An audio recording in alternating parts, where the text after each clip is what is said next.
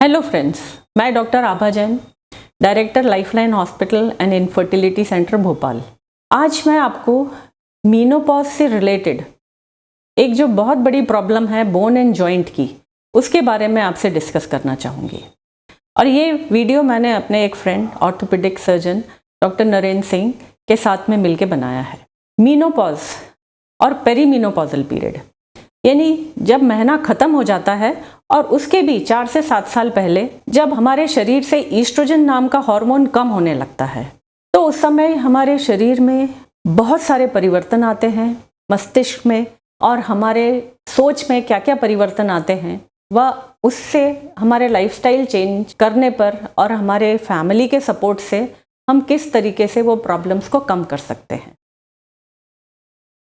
सबसे बड़ी problem menopause में होती है बोन और जॉइंट्स की, क्योंकि जैसे जैसे हमारे शरीर से ईस्ट्रोजन नाम का हार्मोन कम होता है, जो कि मीनोपॉज के 4 से 7 साल पहले से चालू हो जाता है, हमारे बोन की डेंसिटी कम होती जाती है, यानी हमारी बोन की स्ट्रेंथ कम होती जाती है। हमारी बोन की डेंसिटी डिपेंड करती है एक तो ईस्ट्रोजन नाम के हार्मोन से, कुछ और हार्मोन्स होते हैं कैल्शियम, विटामिन D3, इन सब पे डिपेंड करती है। और हमारे बोन्स में 2 तरह के सेल्स होते हैं, एक होता है बोन बनाने वाला ऑस्टियोब्लास्टिक सेल्स और दूसरा होता है बोन तोड़ने वाला ऑस्टियोक्लास्टिक एक्टिविटी। ये दोनों एक्टिविटीज़ जो हैं ये हमारे शरीर में लगातार होती रहती हैं। जैसे जैसे ईस्ट्रोजन हार्मोन की कमी आती है, वैसे वैसे हमारा बोन बनाने वाला जो ऑस्टियोब्लास्टिक एक्टिविटी है वो कम होती जाती है।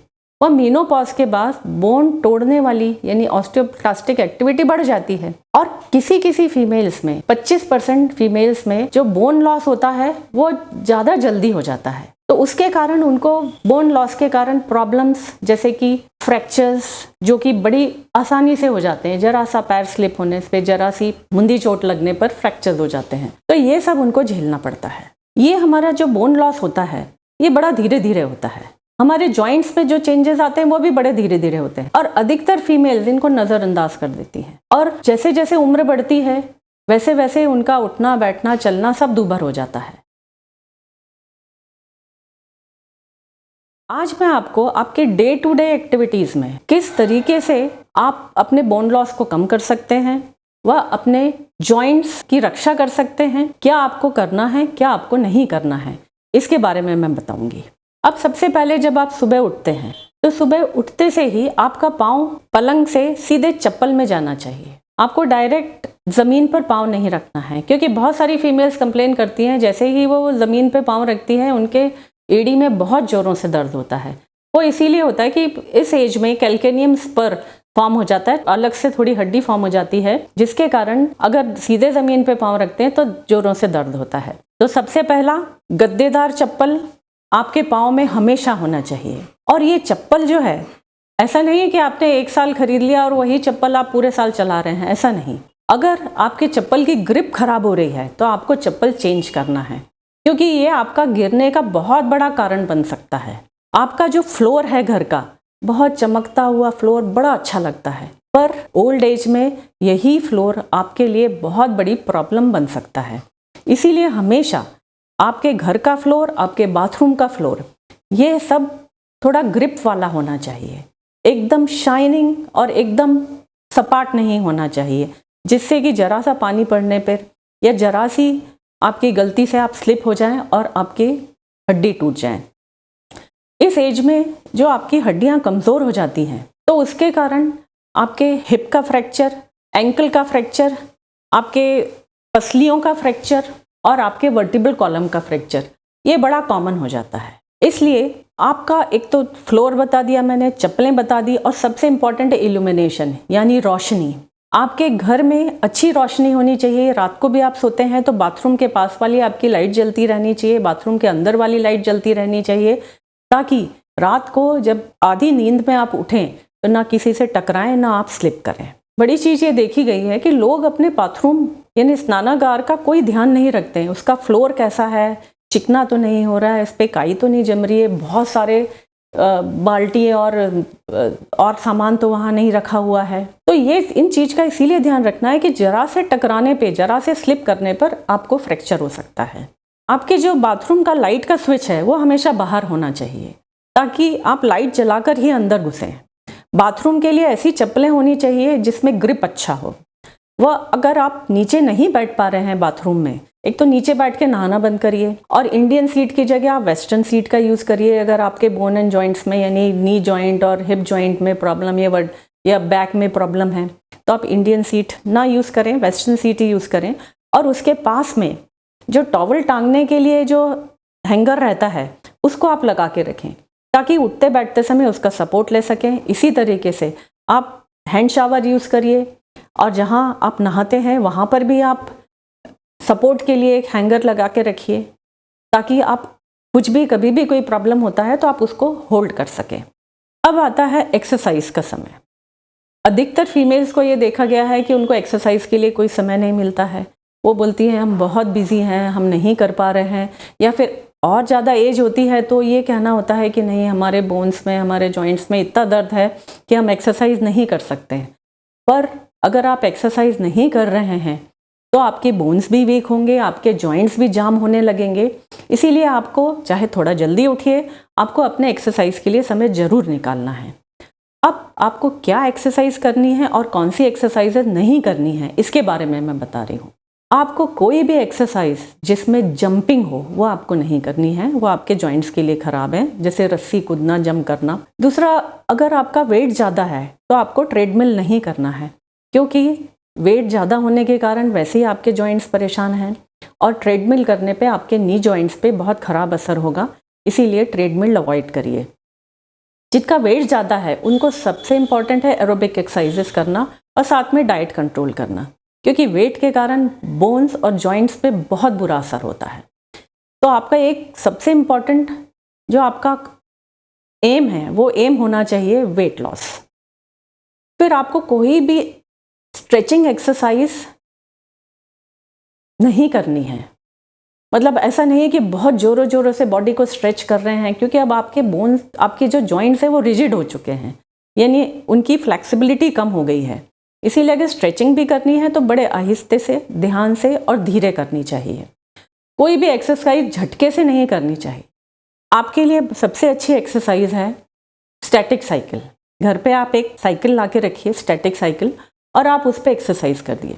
उस पर एक्सरसाइज करने से आपके नी जॉइंट पे ख़राब असर नहीं होगा, बल्कि आपके नी जॉइंट्स के आसपास के जो मसल्स हैं वो स्ट्रांग होंगे और आपका नी जॉइंट का पेन कम होगा। ओबेसिटी, जिनका वजन ज़्यादा है, उनके लिए भी ये बहुत बढ़िया एक्सरसाइज है। और एक सबसे सेफ एक्सरसाइज है वॉकिंग। आप बाहर जाइए, आसपास के एरिया में जहाँ भी कोई गार्डन हो वहाँ जाके आप वॉक करिए। ज़रूरी नहीं है ब्रिस्क वॉक करना, जितने पेस पे आप अच्छे से वॉक कर सकें उतने पेस पे करिए। कम से कम 40 मिनट्स की वॉक जरूर होनी चाहिए। वॉक के समय ध्यान रखना है कि अच्छे शूज़ पहनना है जिनकी ग्रिप भी अच्छी हो और थोड़ा स्पंजी हो, ताकि आपके जॉइंट्स पे खराब असर ना हो। फिर आपको जो है सबसे ज़्यादा प्रॉब्लम्स जो होती हैं वो होती हैं नी जॉइंट की, हिप जॉइंट की, वर्टिब्रल कॉलम की यानी बैक की और शोल्डर की। तो नी जॉइंट की एक्सरसाइज बड़ी आसान एक्सरसाइज है, वो आप लेटे लेटे भी कर सकते हैं। एक पतला सा तकिया रखिए, उसके ऊपर अपने दोनों नीज रखिए और अपने नीज से वो तकिए को दबाइए। इससे आपके जो क्वाड्रिसेप मसल्स हैं पाँव के, वो स्ट्रेंथन होंगे और आपके नी की प्रॉब्लम कम होगी। सबसे ज़्यादा प्रॉब्लम होती है कमर दर्द की, तो बैक के मसल्स को अगर स्ट्रेंथन कर लेंगे तो वो कम होगा। उसको स्ट्रेंथन करने के लिए बड़ी आसान एक्सरसाइज है जो कि आप लेटे लेटे कर सकते हैं। पहला है सर्पासन। उसमें आप उल्टा लेटिए और अपने गर्दन को और शोल्डर्स को ऊपर उठाइए। ये आप कई बार करिए। आप सीधा लेट के अपने दोनों लेग्स को अनसपोर्टेड ऊपर उठाइए। तीसरा आसन है धनुषासन। उसमें आप सीधे लेटिए और अपनी कमर को आर्च करिए, कमर को ऊपर उठाइए। तो इन आसनों से आपके बैक की प्रॉब्लम कम होगी। पर ये आसन उनको नहीं करना है जिनको क्रॉनिक बैक पेन है, या फिर जिनके पाँव में झुनझुनी आ रही है, एक या दोनों पाँव में, या फिर सुन्न पड़ रहा है, या चप्पल जो है पैदल चलते समय चप्पल बाहर निकल जाती है, अपने आप उतर जाती है। वो इसीलिए होता है कि आपके पैर का अंगूठा और उंगलियों, इनकी स्ट्रेंथ कम हो रही है। तो ऐसे केसेस में ये आसन नहीं करना है। ऐसे केसेस में आपको अपने ऑर्थोपेडिक सर्जन से मिलना है, क्योंकि ये आपके दो वर्टिब्रल कॉलम के बीच में जो नर्व्स आती हैं उनके कंप्रेशन से हो सकता है, जिसको कि डिस्क प्रोलैप्स बोलते हैं। और एक बहुत बड़ी प्रॉब्लम होती है कि शोल्डर पेन होना, शोल्डर यानी कंधों में दर्द होना और कंधों के मूवमेंट्स का रिस्ट्रिक्शन होना या मूवमेंट्स बड़े पेनफुल हो जाना। तो ऐसे में आप कंधों का पूरा मूवमेंट, चारों तरफ मूवमेंट, पूरे हाथ घुमा के गोल मूवमेंट्स, अगर आपसे ये करते नहीं बन रहा है तो आप किसी की हेल्प लीजिए, या फिर आप दीवार की हेल्प ले सकते हैं और उसके साथ में अपने शोल्डर्स का मूवमेंट करिए। अगर आप ये मूवमेंट्स नहीं करेंगे तो आपको फ्रोज़न शोल्डर हो जाएगा। फ्रोज़न शोल्डर यानी आपके मूवमेंट्स नहीं हो पाएंगे और दूसरे बड़े पेनफुल होंगे। तो ऐसे में आपको आपके डॉक्टर की सहायता लेनी पड़ेगी और ये डायबिटिक पेशेंट्स में ज़्यादा होता है। आपको बेंडिंग अवॉइड करना है। अगर आपको बेंड करना है तो आप अपने घुटनों पे बेंड करिए, पहले घुटने बेंड करिए फिर बॉडी को बेंड करिए, क्योंकि बेंडिंग आपके लिए बड़ी पेनफुल हो सकती है और इसके कारण आपको इंजरी भी हो सकती है, क्योंकि आपका वर्टिब्रल कॉलम अब उतना फ्लेक्सिबल नहीं रह गया है। तो आपको जब भी बेंड करना हो तो एक तो अवॉइड करें, अगर आपको मजबूरी है तो आप नीज पे बेंड करिए। आपको बैकवर्ड बेंडिंग भी नहीं करना है, आपको फॉरवर्ड बेंडिंग वाली एक्सरसाइजेस भी नहीं करना है, ना ही गर्दन को ओवर स्ट्रेच करके बेंडिंग करना है। ये आपके लिए फ़ायदेमंद तो नहीं होगा पर नुकसानदायक ज़रूर हो सकता है। आपको वेट बियरिंग एक्सरसाइजेज नहीं करनी है। अगर आप किसी जिम में जाते हैं तो पहले आप पता कर लीजिए कि जो भी आपका इंस्ट्रक्टर है उसको पता है कि नहीं कि किस एज में क्या एक्सरसाइजेज नहीं करानी है और किन एक्सरसाइज से ही फ़ायदा होगा, तभी आप उस इंस्ट्रक्टर की बात मानिए। अदरवाइज़ आप किसी फिजियोथेरेपिस्ट को कंसल्ट कर सकते हैं कि आपको क्या अवॉइड करना है और आपके लिए क्या बेस्ट होगा। आपको योगा एक्सरसाइज में केवल प्राणायाम, सब तरह के प्राणायाम आप आसानी से कर सकते हैं। आप ज़्यादा डिफ़िकल्ट वाले आसन नहीं करिए जिसमें कि आपको नीचे बैठना पड़े, आपको आलती पालती करके पाँव को एक के ऊपर एक रखना पड़े, ज़्यादा बेंडिंग करना पड़े। वो एक्सरसाइजेज अवॉइड करिए, क्योंकि अब आपके जॉइंट्स की फ्लेक्सिबिलिटी ख़त्म हो गई है, उससे आपको इंजरी हो सकती है। इंजरी यानी लिगामेंट्स को इंजरी हो सकती है, आपको जॉइंट्स को इंजरी हो सकती है आपके, और डिस्क प्रोलैप्स हो सकता है। फिर आपको अवॉइड करना है एक्यूप्रेशर ट्रैक पे चलना। आजकल बड़ा फैशन हो गया है कि हम एक्यूप्रेशर वाली चप्पलें पहन रहे हैं, शूज़ पहन रहे हैं या फिर ट्रैक पे वॉक कर रहे हैं। अगर आप डायबिटिक हैं तो ये आपके लिए बहुत बड़ी मुसीबत हो सकती है। और बाकी भी आपको नहीं एक्यूप्रेशर ट्रैक पे चलना, आपको हमेशा गद्देदार और कंफर्टेबल चप्पल पहनना है और हील्स को भी अवॉइड करना है। एक्सरसाइज करने से आपकी बोन डेंसिटी भी बढ़ती है, साथ साथ में आपके जो जॉइंट्स हैं वो भी लचीले होते हैं। आपको अवॉइड करना है नीचे बैठना, उकड़ू बैठना, झुकना, स्ट्रेचिंग करना और भारी वजन उठाना। आप घर पे अगर आप काम कर रहे हैं तो अगर आपको पोछा लगाना है तो आप वाइपर का यूज़ करिए। आप बड़े बड़े गमले या हेवी सामान झुक झुक के मत उठाइए, नहीं तो ये आपके बैक पेन का और आपके बैक में स्ट्रेच फ्रैक्चर्स और लिगामेंट्स इंजरी, इन सब के कारण बन सकते हैं। पर इन केसेस में आपको आपके ऑर्थोपेडिक सर्जन से मिलके एक्सरसाइजेस करनी है या फिर आपको फिजियोथेरेपिस्ट की हेल्प लेनी है।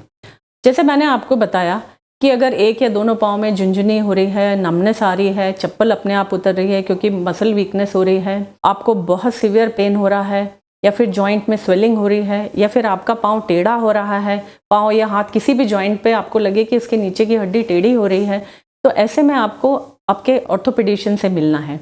या फिर आपको पहले से गठिया का रोग है, छोटे जॉइंट्स इन्वॉल्व हैं, उनकी डिफॉर्मिटी हो रही है, तो उनसे आप मेडिसिन भी लीजिए और साथ में एक्सरसाइजेस भी करिए। ये तो आपका एक्सरसाइज का हो गया। अब अपने को क्या डाइट लेना है और क्या डाइटरी सप्लीमेंट्स लेना है, इसके बारे में बताऊंगी।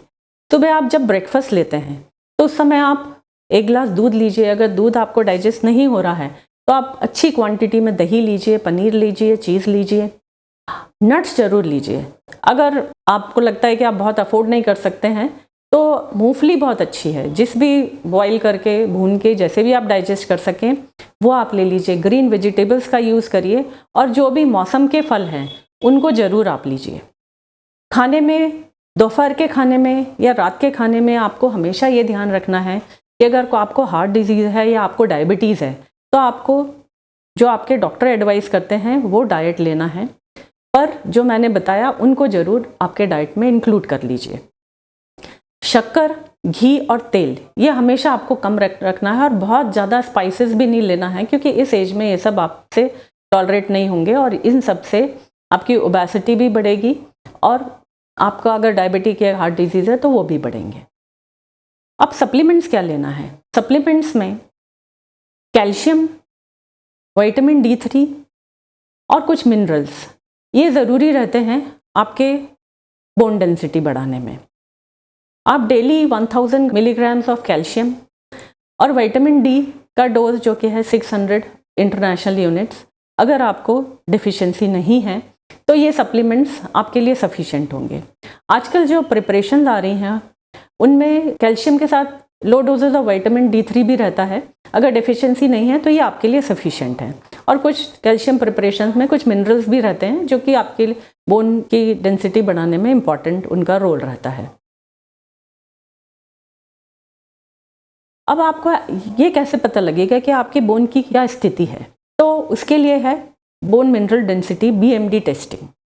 आप अपनी BMD टेस्टिंग करा सकते हैं, उससे ये पता लग जाएगा कि आपकी बोन्स अच्छी हैं कि ऑस्टियोपीनिया है, यानी थोड़ा बोन्स में डेंसिटी कम हो रही है या बहुत ज़्यादा कम हो रही है, ऑस्टियोपोरोसिस हो गया है।